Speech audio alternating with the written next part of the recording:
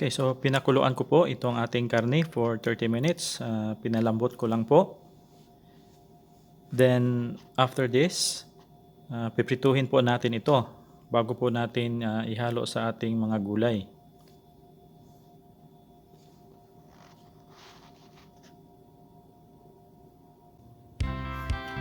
So, ito na po yun.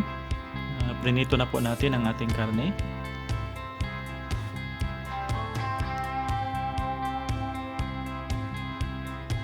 Okay, pag mainit na ang ating oil, ilagay na po natin ang onions.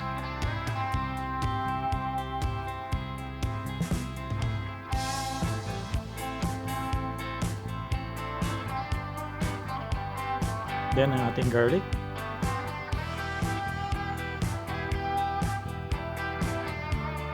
Haluin lang po natin ito.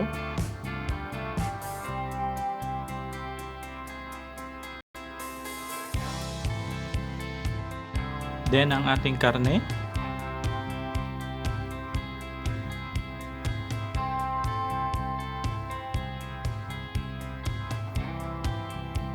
Haluin lang po natin ito sa ating spices para bumango.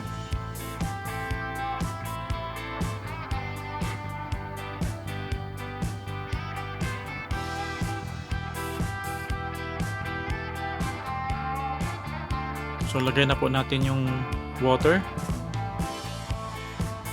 2 to 3 cups po yung aking tubig dito.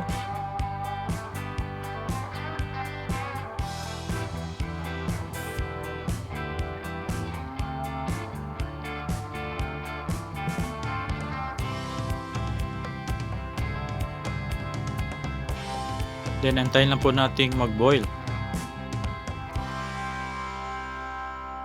So nag-boil na po ang ating luto. Pwede na po natin ilagay ang ating squash.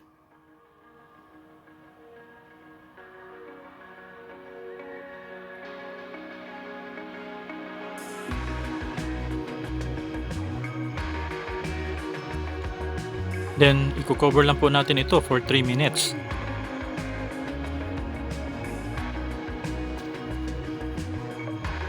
Okay, so after 3 minutes,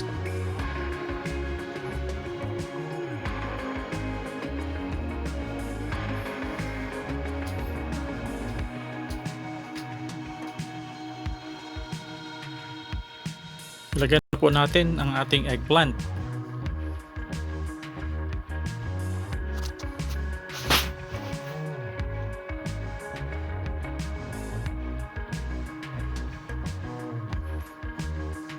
Then i-cover lang po natin for 1 minute.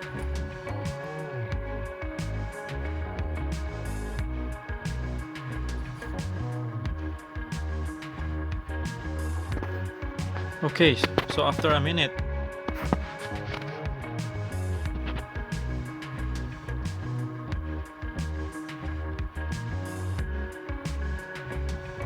pwede na po nating ilagay ang ating okra.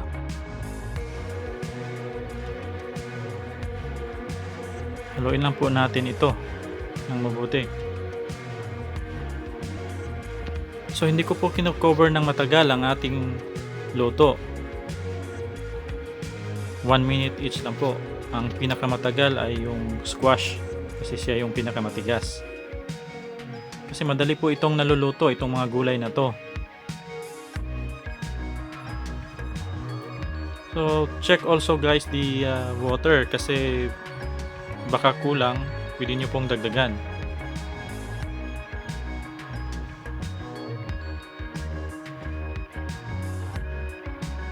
Okay, so i-cover ko lang po ulit for another 1 minute.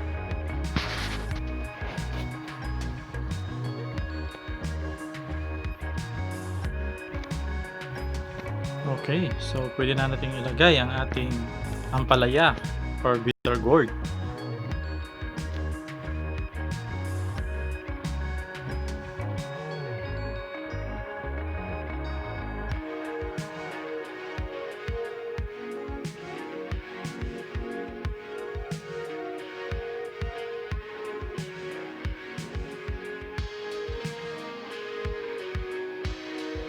Okay guys, pagkatapos po nating haluin, then i-cover ko lang po ulit for another 1 minute para po maluto yung ating bitter gourd.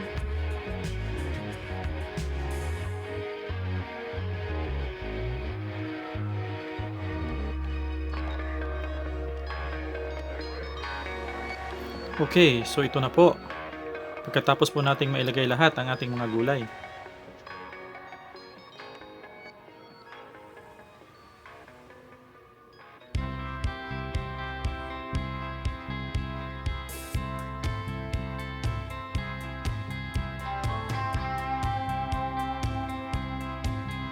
At this time, pwede na po nating ilagay ang ating bagoong.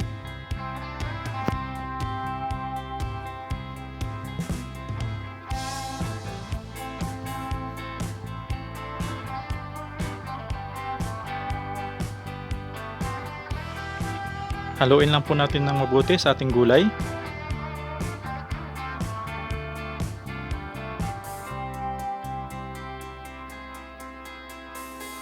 Pwede po tayong magdagdag ng tubig pag kulang.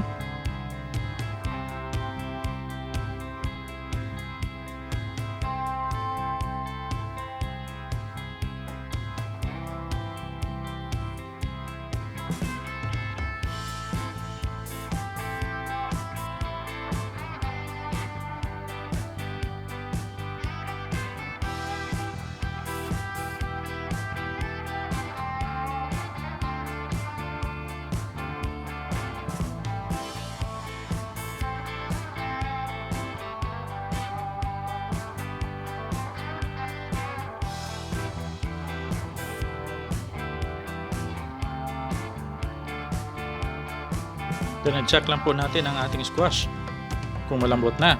So ayan po, malambot na.